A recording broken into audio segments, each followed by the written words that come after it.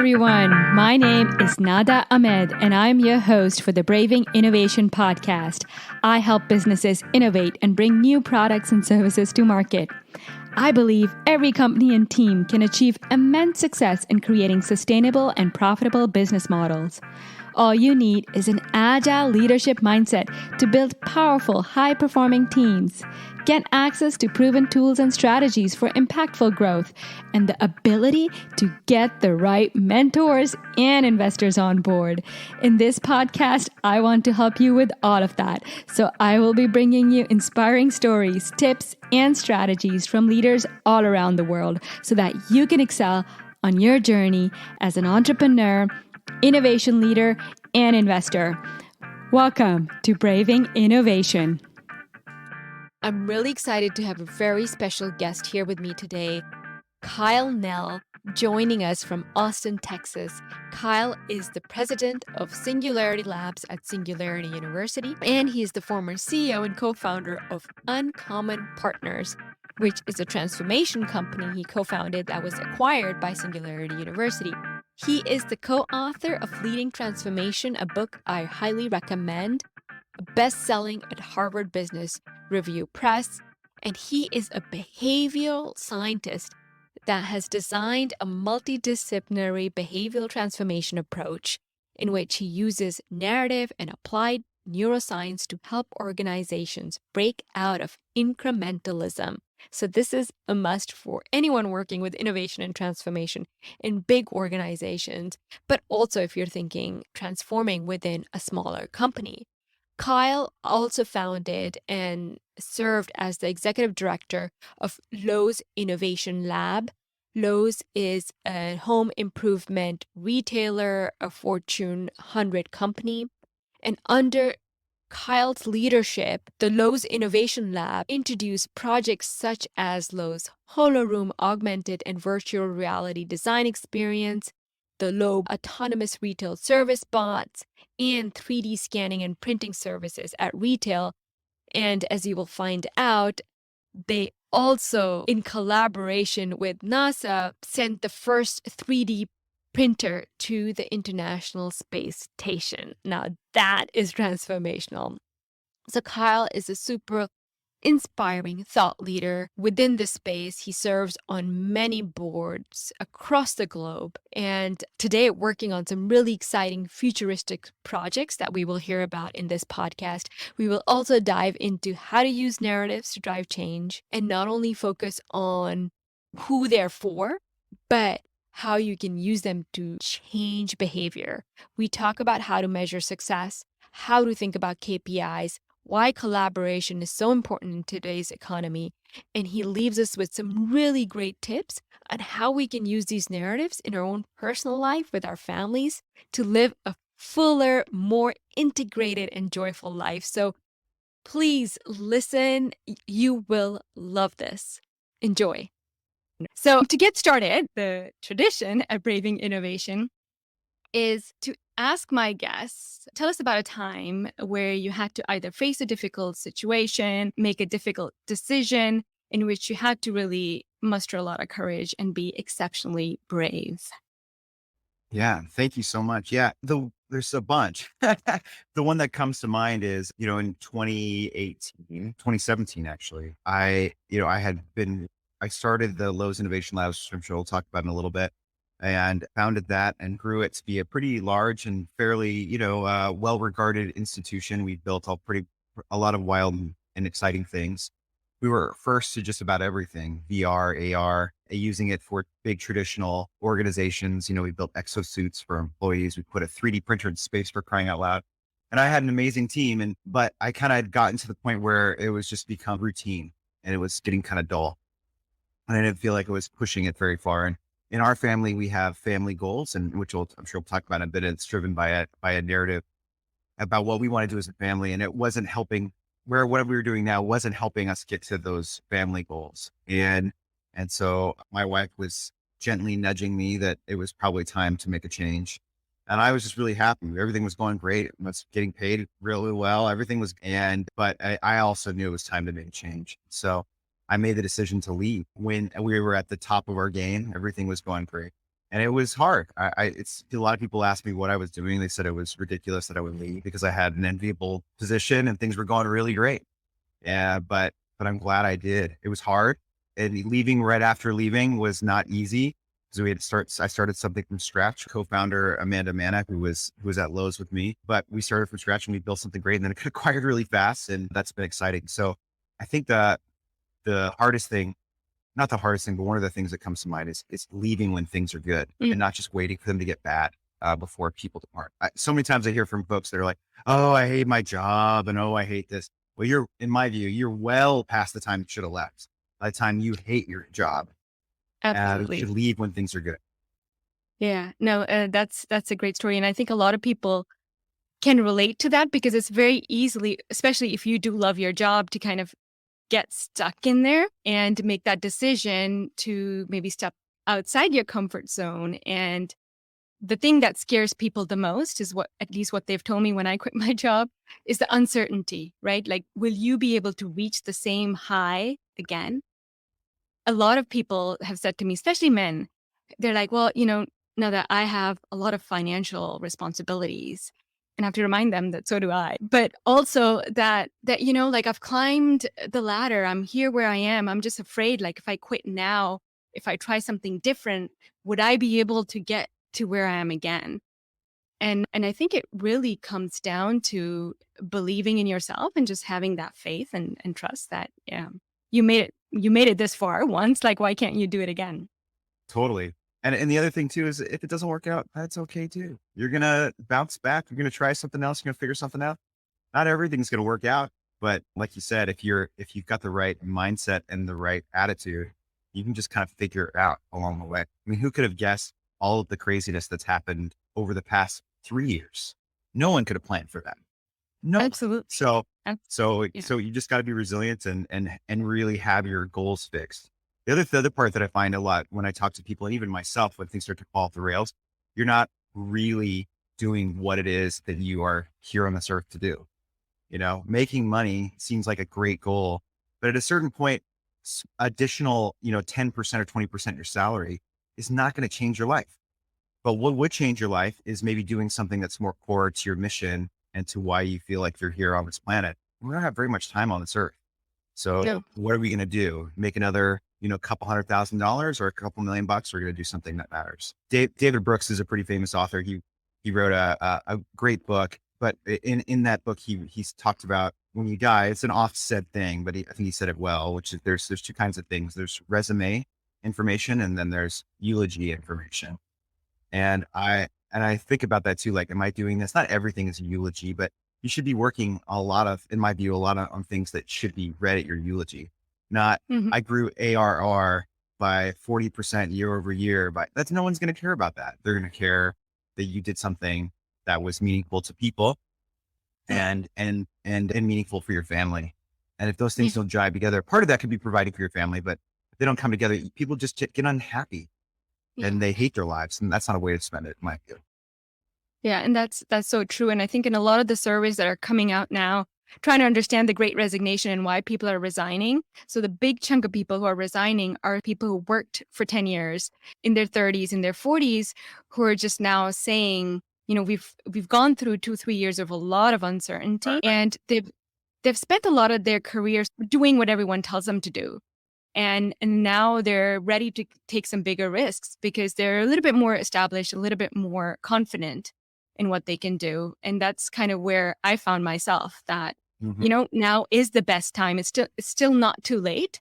And in terms of, like, exactly what you're saying about when you're on your deathbed, what are the kind of things that you want to talk about? Like, I want to be able to talk about the big risk I took. I mean, which in the grand scheme of things is not so big, but maybe it led to something way more transformational, right? And just giving yourself that opportunity. Why not do that?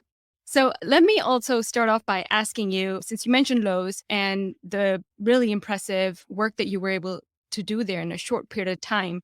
And in 2018, when you were working there, Lowe's was on the Fast Company's 2018 Most Innovative Companies. It also won the award Fortune World's Most Admired Company. So they definitely made a lot of strides in terms of innovation. So if you could talk us through a little bit around what you did there that was so transformational that a lot of other companies were not doing at that time? Yeah. So yeah, thank you. No, so the short version is, behavioral scientists, I really wanted to study how people made decisions, but I wanted to apply that. And in the real world, I didn't want to just sit in an academic office somewhere writing papers. Nothing wrong with that, but that's not the way to affect change.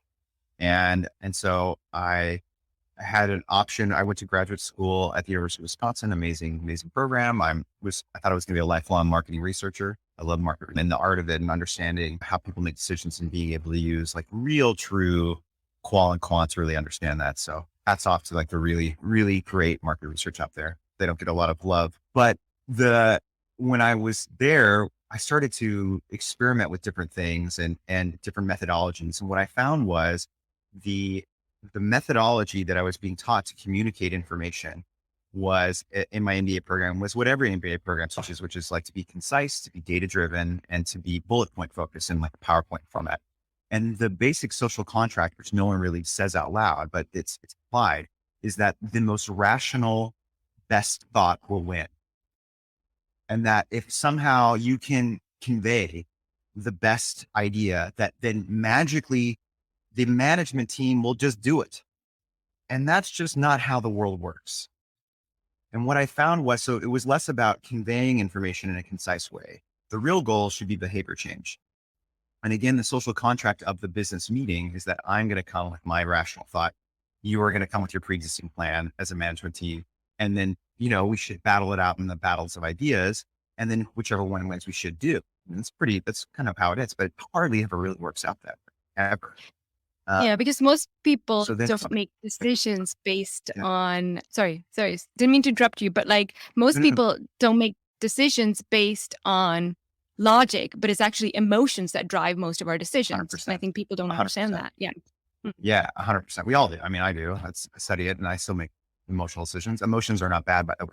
It's our cheat code to be able to get stuff done. If we had to be rational about everything, we never get out of bed. It's too many decisions to make. But anyways, I digress. But so what I studied how people really make decisions. And I started reading all kinds of different books that were outside of the core coursework. And I started to investigate different things and get into applied neuroscience and all kinds of things. And I had this amazing professor that was on loan for a year. His name's Torsten Ringberg. And now he's at Copenhagen Business School. Wonderful, wonderful, wonderful professor. And he is a true expert in deep qualitative methods. Anyway, studying how people really getting beyond how people think they think, but how they make decisions. Anyway, so he turned to me on all this stuff. And basically, long story short, I could prove it in 1,000 different ways after I'd done a bunch of studies myself, which is that storytelling is the only way that I found that people really ingest new information. So if the first thing is you have to get over all the biases and hurdles so that people can accept and receive new information, right? And then you have to it has to go into the cauldron of your brain to be able to sift it out and say, okay, do I make a change based on this new information? Now, we as a people have gotten very good at building up walls and bringing in new information. That's good too, actually, but it makes it hard. And we can wax philosophical about the politics of today, but how do we get into the cauldron? How do we make a change? And it's storytelling. And then what was so shocking to me is in my business school, which is it's an amazing school, but the way that business talked about storytelling was it was so dismissive. It's like, oh, well, just write the story in the headline of your PowerPoint and that it should all contiguously be a story. That's not a story. A story has characters, it has conflict, it has a narrative arc. And so all of these things I was seeing were playing out in the brain as I was doing EEG scans of people while they're making decisions, and then also tracking them to see how they change their behavior. If people were given the same knowledge or the same information in story form, they were less likely to agree with you in the room than bullets, but they were more likely to actually change their behavior. So basically what we've designed is a whole generations of business leaders that are really good at getting people to agree with you in the room. So we've all been in those meetings where you're like, yeah, that's right, we should do that. And then they walk out of the room and nothing happens. And that's because the mechanism is incorrect for how we actually operate as humans. And so I decided I was going to try, in my naive state, to try to weaponize, in a good way, storytelling. And I thought I had this grand unified theory for how what I call strategic narrative plus neuroscience plus all the traditional tools like Lean Startup and all those things could really play inside of traditional organizations. Because I worked in nonprofits. My wife and I lived in the jungle in Costa Rica and worked for a nonprofit, which is a fun story for another day. But so I'd done all that. And I really realized that the only way this world is going to change the way that I want it to change is going to be at traditional organizations, traditional companies like a Lowe's would actually stand up and make some changes. And that was it. So how do you unlock it? And so I created this whole system of how to do it, and somehow wormed my way into the affections of the senior leadership at Lowe's, and they let me do it. And it worked very well. I mean, all the things that Lowe's Innovation Labs built was a direct outcome of that. And then left and started doing this for other companies. And now that's what Singularity does, in addition to a wide variety of other things we actually build stuff too. But anyways, it's all driven by this narrative first approach. And it's always so interesting to me for me to ask executives, which I'm often called to do, is to say, what is your strategic narrative of your company? And these super senior executives of Fortune 500 companies will look at me completely blank face. I have no idea. So what do you tell people at a cocktail party? Like, what do you say to people? Like, you can't you can't say like, oh, we're going to grow by 40 basis points this quarter. That doesn't get people excited to come to work or to join your company or stay at your company. Yeah. So anyways, but stories do. Yeah. No, that's really powerful. And just for people who don't know Lowe's, it's a home improvement retailer, huge in the US next to Home Depot. So when you're building these narratives, are you building them for the senior management? Are you building them for the customers? Who is it for?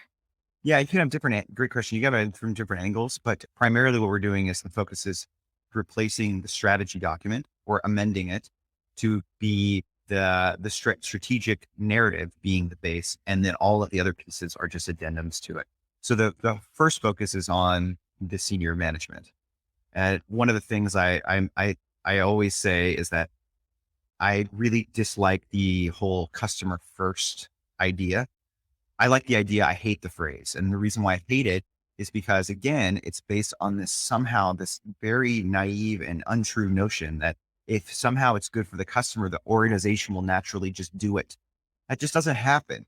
Your first customer is whoever it is you have to convince to make that change so that then your idea can live and thrive. And so you can't worry about the customer facing stuff. That's great, but that's secondary or tertiary to getting stuff through your organization. Doesn't matter if you're a 10-person company. They have the same problems that, a 300,000 person company has. It's just exacerbated because they're. Yeah. I mean, that is so true. Having worked in big corporations for many years and trying to drive these transformations, right, and always focusing on that narrative of, let's find out what the customers want. We are too inward focused. Let's focus on the customers. And then not realizing that as a transformation team, as an innovation team, one of our biggest jobs is to influence the leadership, to convince them, because often they don't know what the market trends are. So what tools are we going to use to get them on board? Because without being able to convince them to give us the resources to actually implement something transformational that is not just incremental change, you have to get them on board. Mm-hmm. It's a very important point. And so you mentioned that you were able to get the first 3D printer into space at Lowe's. And what does that 3D printer do for them?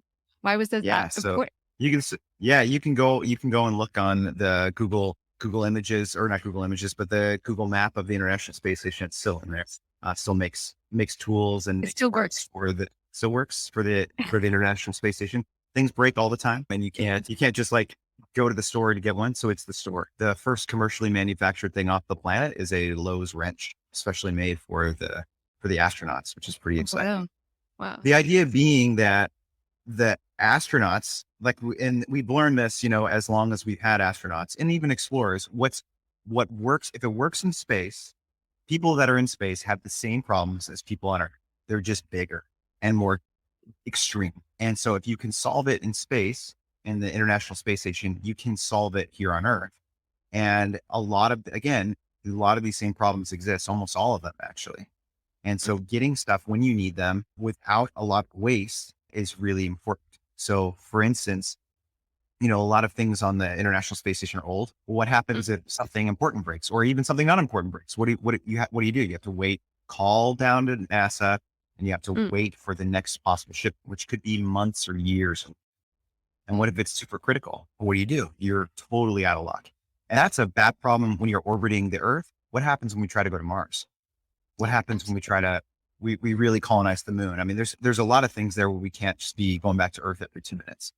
And so we have the same problem here on Earth, but it's just less big, right? We're expending, if you look at the proportion of how much waste there is in any warehouse, especially a parts warehouse, like at a Lowe's when I was there, we had about 80% of the items were small items. Like if you looked at like a total number of items, the total number, 80% were actually small items, like little screws, and all of the different iterations of screws and little plastic parts and things are there just in case, right? Yeah.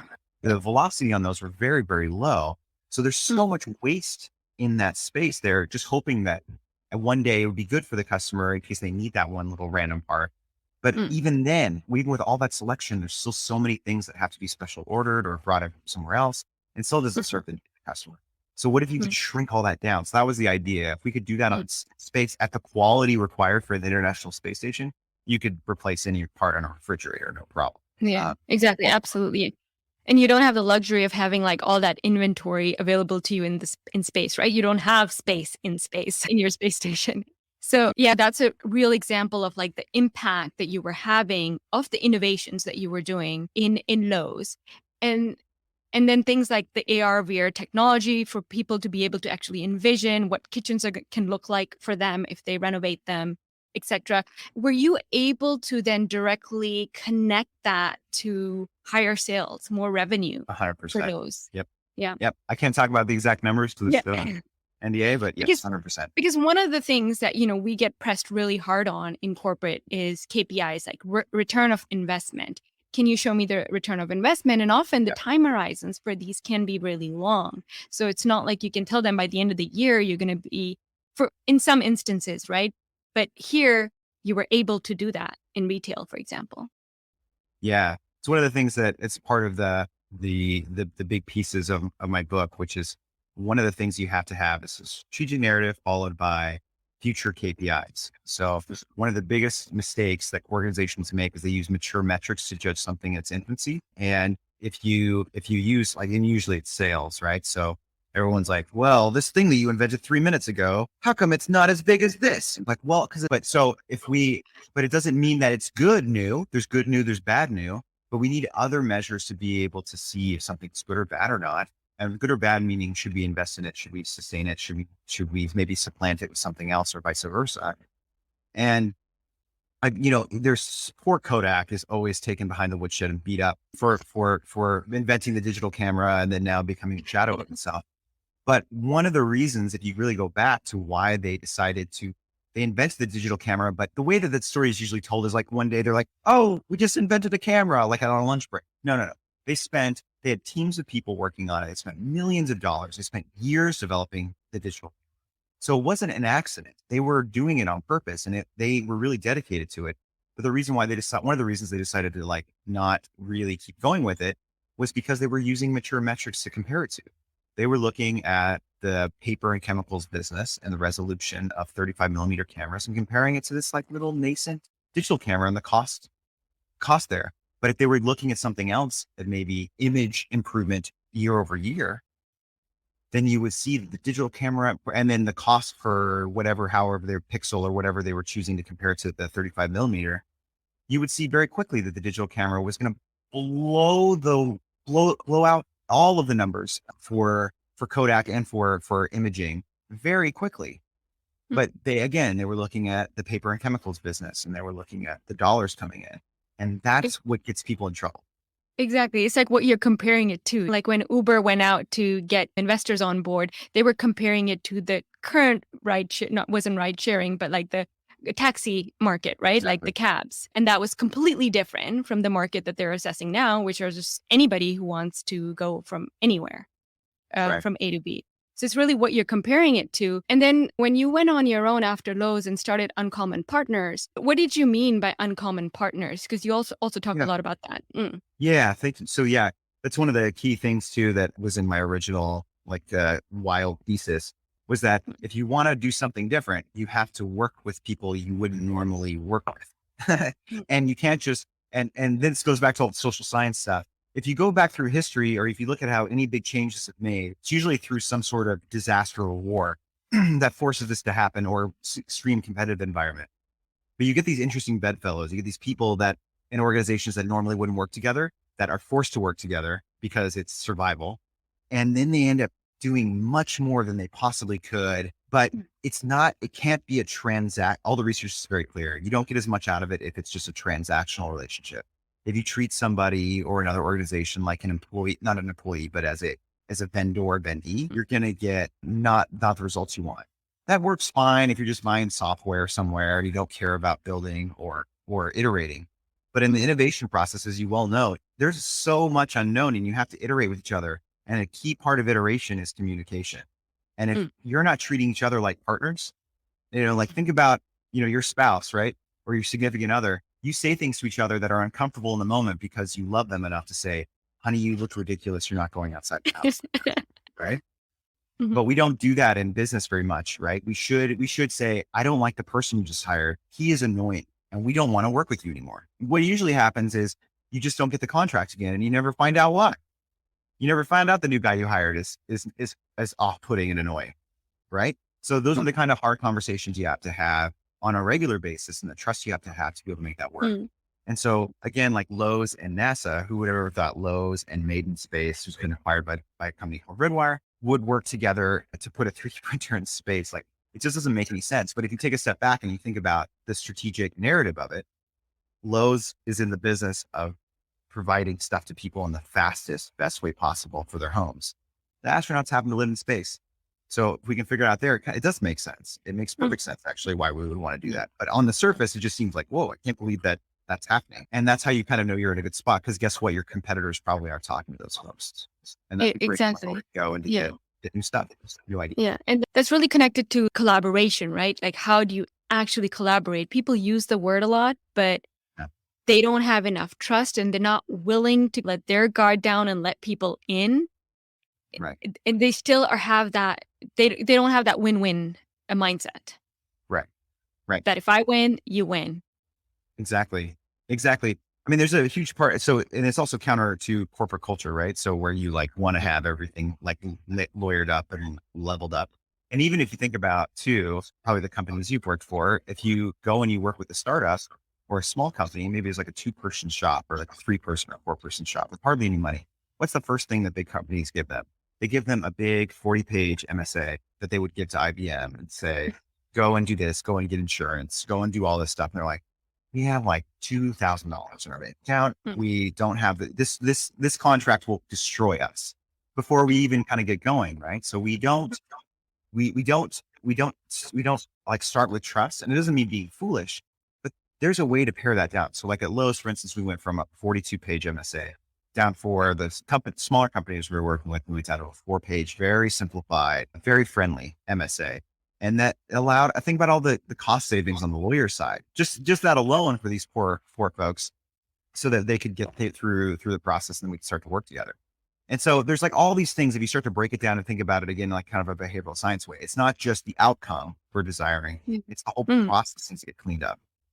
So that people are desired state. Yeah. Yeah. And this is where I talk about agile leadership. One of the core principles of agile is people over process. Yet in corporate, we stick to our processes and our processes are clunky and they slow down innovations, and especially when it comes to collaboration with startups. As now I'm on this journey working a lot with startups and trying to kind of get them together with corporates, and the lead time is so long. We don't know who the decision maker is. And then their processes are just so clunky. And the startups, they don't have the resources to deal with that.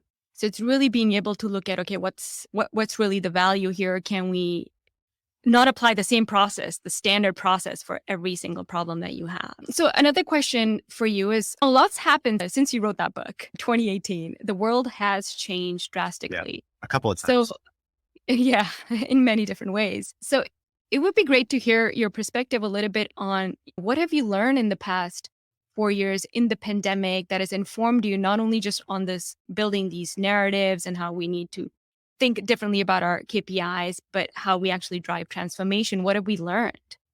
Yeah. Yeah. So it's a huge question. So I would say number one is I think that there's been a huge awakening, or maybe it's not an awakening, but maybe a stirring in people that they're realizing that, like we talked about at the beginning, that what they're working on is maybe not what they want their life to be about. And your work is not your life, all that stuff.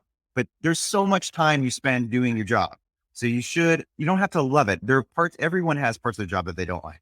But there's the goal, the mission should be bigger than, again, something small that doesn't bring any kind of fulfillment or get you to your goal. The other part of it too is what I find is that people are too individually focused and not thinking about the units that they're in. And what I mean by that is, it's great to have individual goals. Those are critical. But if you're in a family, one surefire way to make sure you're unhappy is that your individual goals are not communicated or not congruent or not tied into your family goal. And the individuals in a family, whether they're, we have a 2-year-old and a 10-year-old, right? Those individuals have our little guy. He doesn't know exactly that's what but we put goals on him, right? That he could do. And then my wife too. And those things have to come together. And again, so much of it is not just like putting everything in this business world pocket, what I do at work, and this is what I do for myself, and this is what I do for my family. It's all together. And I think the work from home thing really showed that. It is just kind of all together. And if you're unfulfilled in one area, it will not just stay there. It will bleed over to the other areas. And it's time to think about them in a holistic way. And the only way that I really think you can do that is by having a strategic narrative for yourself and your family.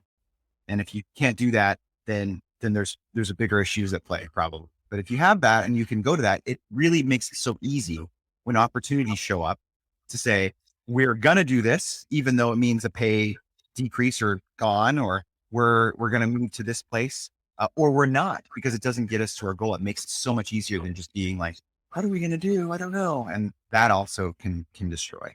So we're seeing these things kind of play out at a macro scale. And we see the same issues play out with organizations too. And organizations that thought that they maybe had another 5-10 years on the digital transformation path, they got smacked upside the head as soon as COVID showed up. And they continue to. I think so many organizations, probably like you too, not like I talk to these, they're like kind of the implicit question is like, when is this all going to end? And you're like, it's not. This is the easy part. It's going to get steeper. This is not, people aren't going to decide one day that, let's just go back to how it was 5 years ago.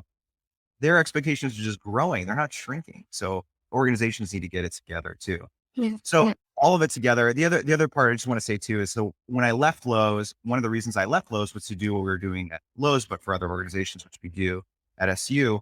But one of the big things was I was really, really focused on what a huge problem learning was.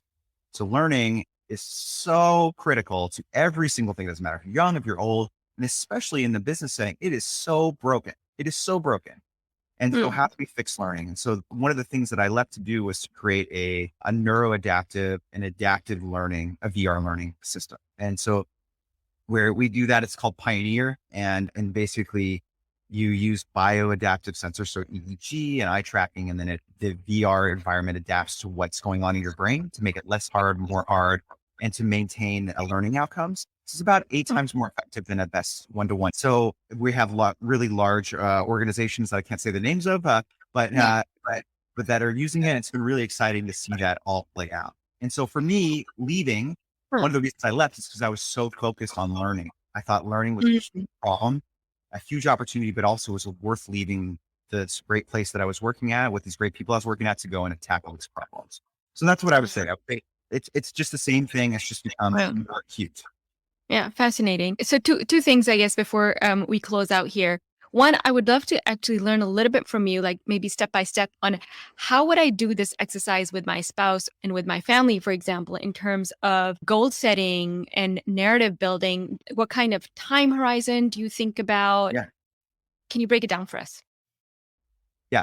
So there's 2 sides. So one is on the company side, there's really 3 pieces. One is you have to have strategic narrative. That strategic narrative should be 10 years out. And there's more stuff online if you look me up that it will explain that. Then you have to break bottlenecks in your company, and then you have to create new KPIs. For the family side, it's far more simplistic because it's less. And so what we do in our family is in January 1st, we write, it's just an exercise. We don't actually send it out. It's writing the Christmas cards for the next year. So you know how you get these Christmas cards and they're like, and Billy did this and then, and then Javier did that. And that's all like cute and whatever. But the idea is then it doesn't matter what age we are. I'm dad and mom and the kids, whatever age they are, they can think about what would they want on the Christmas card to say about what they did that year. And we write it down and then we turn those things into goals. And then as things show up and as opportunities show up, like should, our daughter Alice, she go and she do horseback riding lessons? Well, that's going to take this much commitment. And there's a sacrifice of time for this other thing that maybe she wanted to do or not do. And then we weigh it out and say, well, let's go back to the Christmas card. What did the narrative say for this year, what we were going to do? And then it's like, oh yeah, well, that doesn't really fit. Or maybe it does. And that allows us to make really fast trade-offs as a family. And I find that's a very simple exercise that everyone can understand. And then doing it every year is really I'm going to try doing that. And then do you do individual narratives per family member and then a joint one for the family? Because you talked about integrating all of that. And that's something, I don't do. Often when I'm making decisions, I'm thinking so individualistically when I know it's going to have an impact. And then the entire family, and we're somehow trained to think this way that, it's just only our needs and that's what matters. And that we undervalue the impact of those around us and how 100%. we do is going to impact them and how it's going to impact us. Totally. And I think we also underestimate the intelligence of our children to be able to see and understand and to future look for themselves, like even at a very young age, right? Their ability to do that is remarkable. Also to the insight that they have on you as parents is also remarkable. Like we all have these things where like you see your kid doing something. You're like, why are they doing that? Oh, they're copying what I'm seeing, but like in a weird way, right? Where they're like moving pots and pans. They'll do that too in a narrative and it's fascinating and it gives you a different insight into what it is that you wanted. And that's super, super important. The other thing that's really critical too, especially for kids, is that you were intentionally saying to them, you should be the main character in your story. Oh, I love that. Yeah. And if you're not the main character in her story, there's something wrong there. Now, the main character in the story doesn't just go around doing selfish things. They go around helping people, right? So you're not the goal is to not turn everybody into a bunch of narcissists. We have enough of that, I think, in this generation. But to really make them feel like they have some control and ownership over what they're doing and some effect in it, even within the family, I think it's really important. And I've seen that in my daughter. So she feels that she has that ownership over her life, Yeah. And what a good system to start building early on that can stick with them. I wish I had that system when I was in college. When I first graduated, there's so many things that we're not taught about. And it's a great way for us to start getting organized early on and start thinking about our goals and what's important to us. So I love that. I love bringing the narrative thinking that you learned from experimenting with customers at Lowe's and bringing that back home, because if it works there, why wouldn't it work for us as a family, right? Because we're all people. Yep. We're all people. We're all people. And it's all about people.